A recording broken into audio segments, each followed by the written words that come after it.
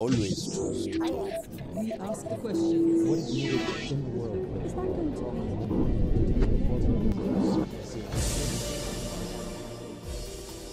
Jedan je od osnivača i glavni odgovorni urednik Middle East Aya, neovisnog portala koji iz Londona pokriva Bliski Istok.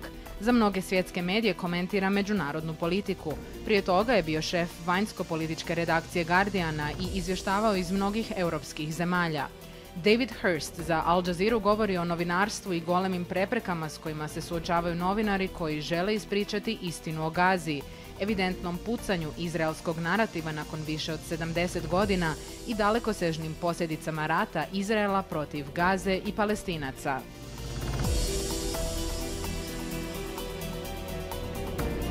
Mr. Hearst, thank you for agreeing to speak to Al Jazeera Balkans.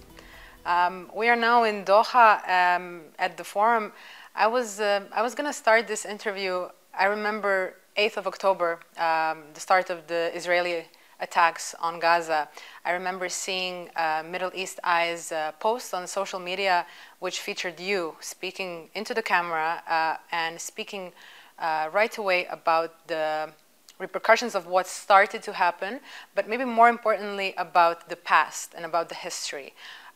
What is the importance of setting such an agenda in the early start of the war that we are now witnessing for over 7 months?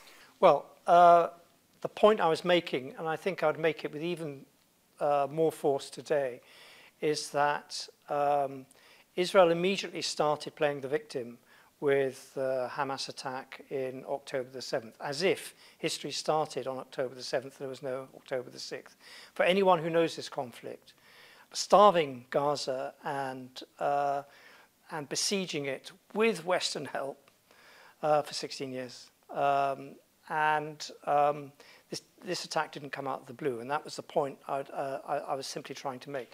However, in the 7 months since then, what has happened is that the Israeli narrative that they are the victims of history has completely crumbled, particularly amongst a new generation of Jewish activists in Britain and also, but more particularly in America, that simply doesn't buy this anymore. It doesn't buy the idea that Israel is a noble project under permanent existential threat, that it is permanently at war with itself, with its Palestinian population, and permanently at war as an occupier, that it cannot suppress the resistance. And this is what we've seen in Gaza. So there was a very strong Western narrative immediately after October the 7th to say that Israel was fighting its own 9/11 against human animals, against barbarians. And it was very widely shared amongst the right-wing media and in the Jewish diaspora in London, in Manchester. And gradually, as this war has absolutely magnified and grown to grotesque proportions. I mean, Gaza is a real exception. It isn't like 2014. It's not like anything that's happened before. Israel has normally, in particular, Benjamin Netanyahu, the prime minister, has always fought short wars. He's now in a 7th month, 8th month of this war, and there's no end game to the war. He can't stop the war because otherwise he's out of power, and he continues fighting. And no one on the other side has ever seen resistance keep it up for 7 months. I mean, Yasser Arafat never kept it up when West Beirut was besieged by Sharon and the Israeli forces in 1982. The leadership of the PLO opted for exile. Now, the Hamas are not doing that. They have actually kept up the fighting. And so this has, and as strongly in the last few weeks as it did in the first days. And this has been a fundamental miscalculation by Israel on a whole number of levels. Can we then say that that Israel is in ways losing the narrative it's been building quite successfully for 7 decades? Because we are, in the end, we are seeing changes even in mainstream media, because at some point you cannot willingly or transparently fabricate facts anymore, or shadow or hide what Israel is doing, because it's all so much out in the open. Yes, I mean, that's a very important point, that this is also the most documented war ever. And that's a result of social media. Everything that happens on an iPhone is documented, and documented by Israeli soldiers themselves. At the moment, Al Jazeera is in the middle of compiling a film based on purely just the social media of IDF soldiers themselves. They're documenting their own war crimes. And it will be devastating. So, yes, it's absolutely true that that the narrative is crumbling. You know, one has to check oneself here and say that every single major party leader in Western Europe, and every Western government still has adopted this deeply Zionist narrative that the establishment of Israel was a moral imperative as a result of the Holocaust. And so Israel has kept its position, it's kept its license to kill for 76 years now, purely based on the narrative that Jews are the victim of history and require self-determination. But that narrative is crumbling because of the horrors of what we're seeing in Gaza, but also the complete rejection of the Palestinian national cause in negotiations or in any framework. Israel has long since, while liberal Zionism held sway, diaspora Jews could argue that it was still an Israel of all its citizens, that if only there were moderates on both sides, you could stitch together a two-state solution. That is now for the birds. It's an air of unreality. Now, you asked me about the task of the media and the task of journalism. In this situation, the task of all journalists is basically to tell the truth and not blot it out and not censor yourself and not report the facts that are uncomfortable. And at the moment, what you've got is a total information blockade around from Gaza itself.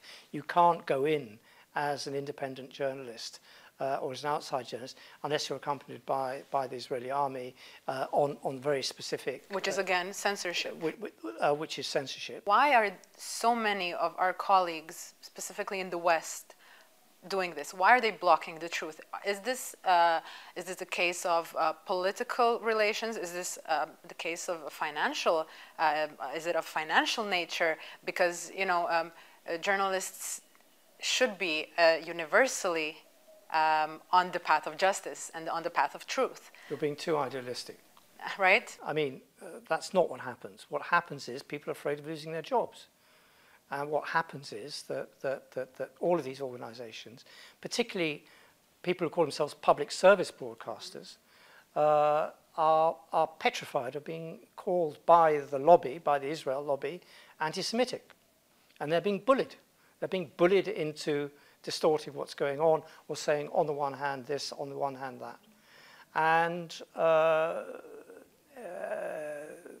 you know, editors are being... a climate of impunity has settled not only on the UN and the international justice before, in fact, the ICJ and the ICC judgments, but also the climate of impunity settled too on the world of journalism, which is why if you know the other side and you know what's happening, and you are part of, you know, CNN, BBC, all the American networks, you are deeply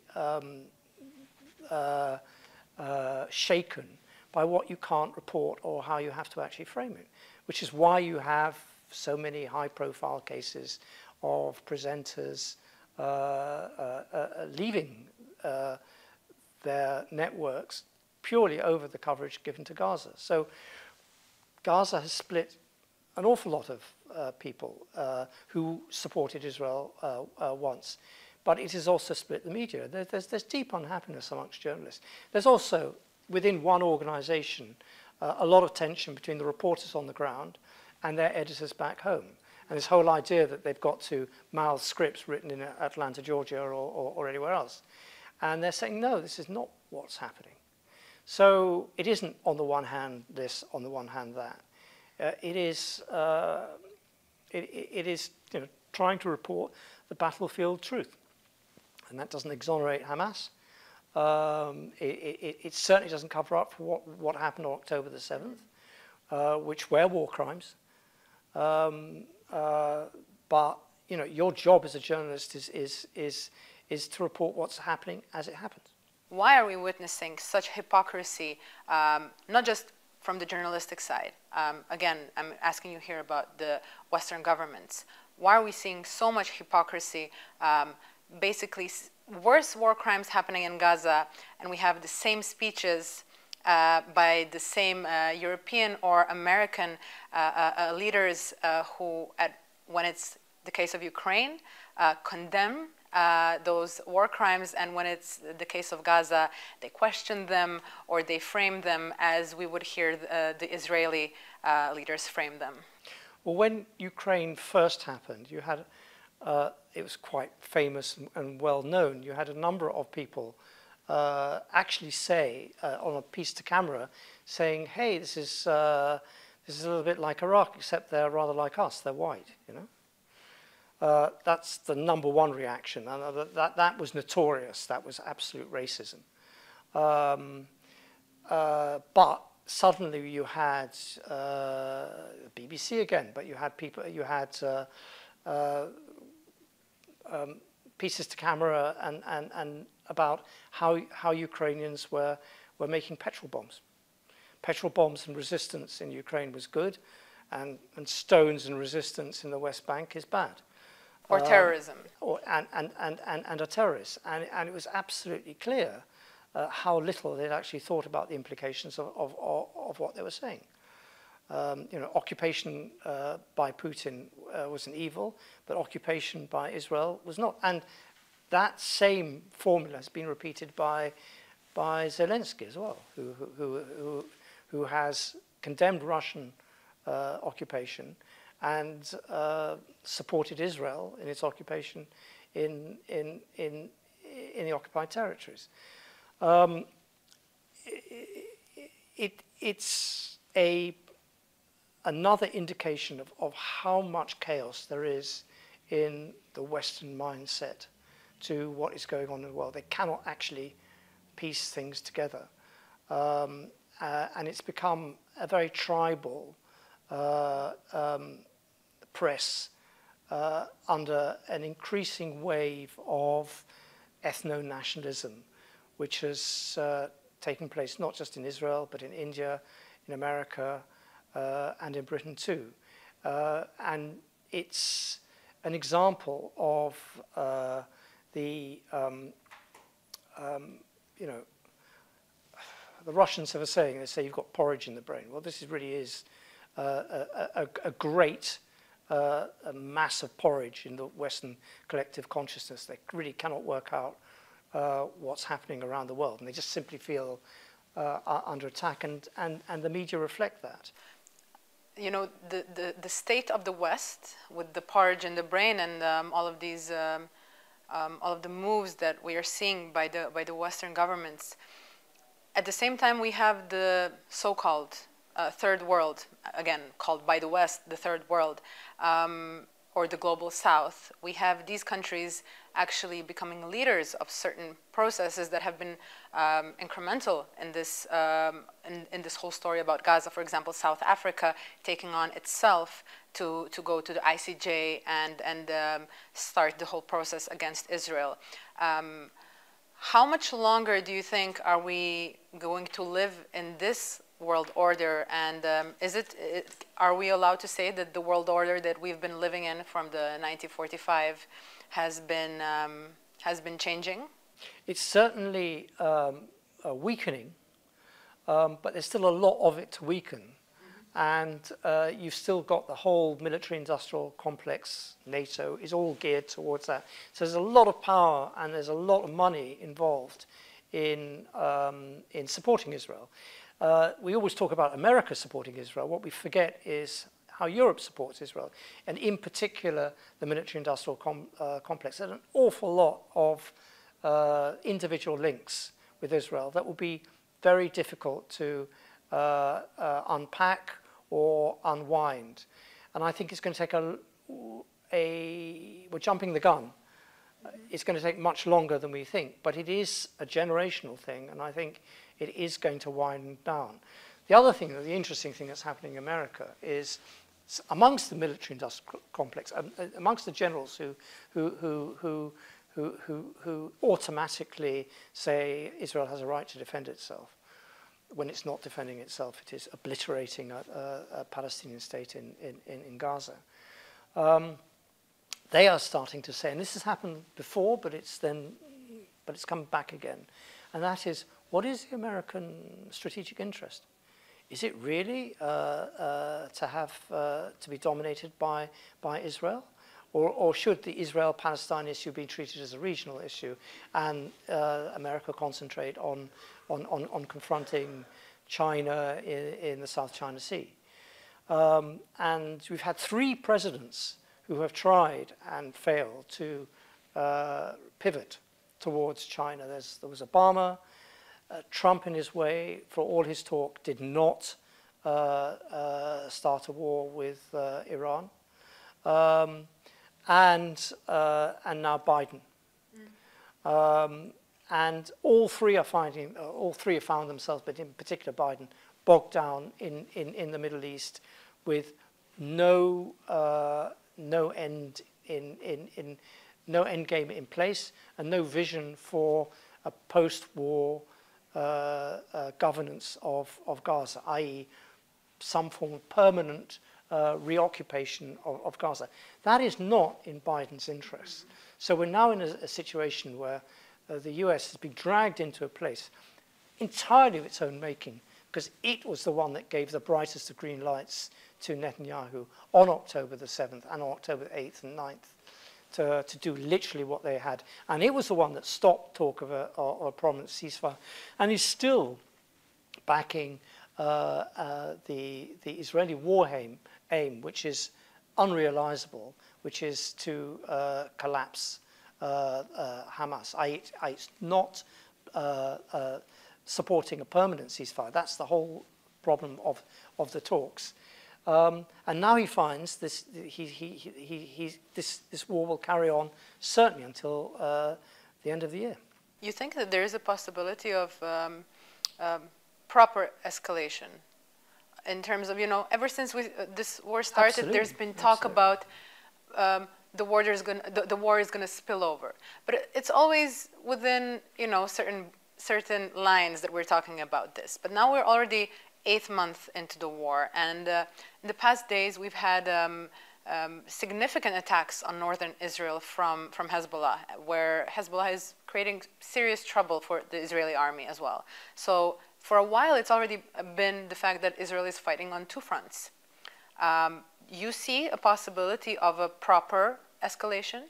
Absolutely. Let me put it another way. I don't think that we'll ever be able to return to October the 6th. I don't think this Gaza war will be, Israel's used a sort of very suburban, this was a hair-cutting operation, or this was a, grass-cutting operation, and that we'll simply just go back to, there'll be a ceasefire, Gaza will be in ruins, and then everyone will say, halas, that's it. We'll all go back to normal. That won't happen. Now, there are lots of things that are stopping the building on what has changed since October the 7th, i.e. there's no Palestinian leadership. There's still a succession battle in the PA. The PA is still formulated as a sort of Vichy state of collaborators that the occupation has. Still security cooperation with Israeli forces. And there's no program and of course there's no future for the governance of Gaza. So there's a lot of things that are missing, but what is definitely there and real is the feelings of Arabs and Palestinians themselves, and the sheer horror of what has happened, which we still haven't accounted for. We're still in a position of disputing the exact numbers of people killed. And we heard from Mustafa Barghouti today saying there could be anything up to 10,000 more Palestinians who are lying under the rubble. So the actual figure, which again is disputed, again, we talk about media coverage. There was an attempt to downplay the casualties caused by the invasion, and the insistence that the BBC, for instance, say the Hamas-run health authorities, as if they were not giving accurate figures, when the UN agencies who are on the ground said there was absolutely no evidence to say that they were not. In fact, they were underplaying the figures because they were only counting the number of people dead, not the number of people missing. And there's this whole narrative that the figure of 35,000 dead or 34,000 dead was an exaggeration played out in the media. So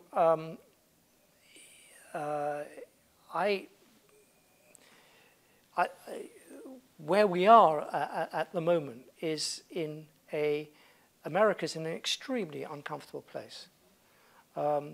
Its whole rationale for supporting Israel is crumbling. Splits are emerging. If it wants to, say, punish the Palestinian Authority for continuing with its case in the ICC by threatening to withdraw funds from the Palestinian Authority, it is punishing the same authority which itself it is promoting to take over the post-war governance of Gaza. So whatever it tries to do, it is not in control of Israel, which is a runaway train. It's not in control of the Ukrainian war, which is another runaway train. And he's facing re-election. So this is, and so what do people like Blinken retreat to? They're trying to re-stitch together a two-state solution based on Oslo, right? Which proved to be inefficient and problematic. Which is basically the causes of this huge explosion. There's this thesis that actually the war that's happening right now, regardless of the horrific human cost and the destruction, was probably the last chance to bring back the Palestinian cause into world focus after being forgotten for years, and amidst a time where many Arab countries started normalizing relations with Israel. I'm wondering, the new generation and all of these new people who are learning, including from your outlet, from Middle East Eye, from Al Jazeera, and from all the individual content creators on social media, what future should we expect come 5, 10, 20 years? Again, keeping in mind the idea about the crumbling narrative. Well, I think this is probably the most important, but a real slow burn effect of Gaza. And that is, I think, Israel is losing a generation of supporters, Jewish, but also the whole generation. Everyone who's going to university now and who's taking part in this debate. There are counter demonstrations, of course, but they fundamentally get it. And they will be the ones to change when this narrative, the post-war narrative that we talked about, has finally collapsed. They will be the ones to reformulate a policy on Israel and on Palestine, which will be much more at arm's length to the Zionist cause. I think they'll still want to support the existence of a Jewish state in the Middle East, but they will redefine that Jewish state. There's a big difference between saying there should be a Jewish state in the Middle East and to basically bankrolling apartheid or genocide. And increasingly, when people say, I'm a friend of Israel, or I support Israel's right to exist, or Israel's right to self-defense, one has to ask oneself, what the hell are you supporting? Are you really supporting genocide? Are you really supporting mass starvation? Are you really supporting the supremacism by one ethno-nationalism? Is this your idea of how Jews and Arabs should live together?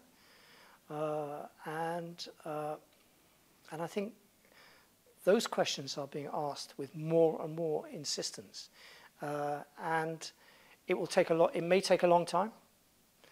We may go back again into this period that I fear we could do, of saying once the war is over, okay, everything goes back to normal.